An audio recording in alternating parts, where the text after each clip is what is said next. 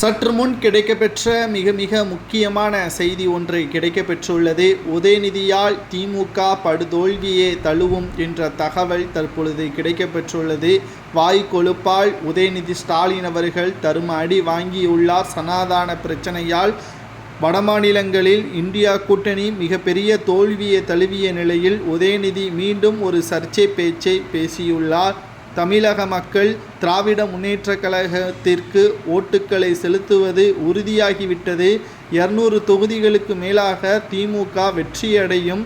நாங்கள் சொன்ன வாக்குறுதிகள் முழுமையாக நிறைவேற்றிவிட்டோம் என்று உதயநிதி ஸ்டாலின் அவர்கள் பிரச்சாரங்களை மேற்கொண்டு வருகிறார். ஆனால் நாம் அதை ஆராய்ந்து பார்க்கும் பொழுது திமுக சொன்ன 545 வாக்குறுதிகளில் வெறும் 20% கூட இன்னும் முழுமையாக நிறைவேற்றாத திராணியற்ற திமுக அரசுதான் செயலாக்கி கொண்டிருக்கிறது என்பதையும் உதயநிதி ஸ்டாலின் அவர்கள் ரெட் ஜெயின்ஸ் நிறுவனத்தின் மூலமாக பல கோடிகளை சொத்துக்களை ஊழல் செய்து வருவதாகவும், குறிப்பாக கருப்பு பணத்தை வெள்ளை பணமாக இந்த ரெட் ஜெயின்ஸ் நிறுவனத்தின் மூலம் மாற்றி வருவதாகவும், ஏனென்றால் பல படங்கள் திரையரங்குகளில் ஓடவில்லை, ஆனால் ஓடியதாக கருப்பு பணங்களை வெள்ளை பணமாக மாற்றி அதற்கான டாக்ஸை கட்டி வருவதாகவும் தற்பொழுது தெரிய வருகிறது.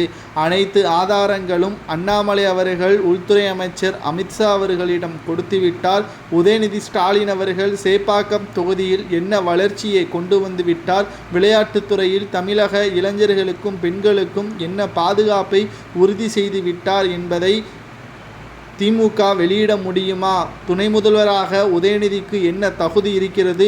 திமுக ஆட்சி மீண்டும் தோற்பதற்கு இதுவே ஒரே காரணம் போதும். மக்கள் திமுகவை வெறுத்துவிட்டார்கள். மக்களவைத் தேர்தலில் திமுக 40 தொகுதிகளில் வெற்றியடைந்திருக்கலாம். ஆனால் சட்டசபை தேர்தலில் திமுகவினருக்கு படுதோல்வி அடைவது உறுதிதான் என்றும் தற்பொழுது தகவல்களை நம்மால் பார்க்க முடிகிறது.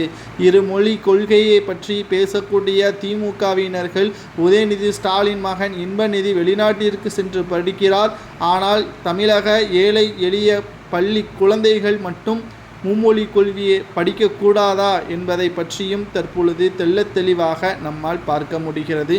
திமுக எப்பொழுதுமே இருமொழி கொள்கையை ஆதரிப்பது சரிதான், ஆனால் அவர்கள் நடத்தக்கூடிய பள்ளிகளில் மட்டும் இருமொழி கொள்கை இல்லாமல் மும்மொழி கல்வியை பயன்படுத்தி தமிழ் கட்டாயம் இல்லை என்பது ஏன் அங்கு சட்டமாக விதிக்கப்பட்டுள்ளது என்பதுதான் இப்பொழுது நாம் கேட்கக்கூடிய கேள்வியாக அமைகிறது.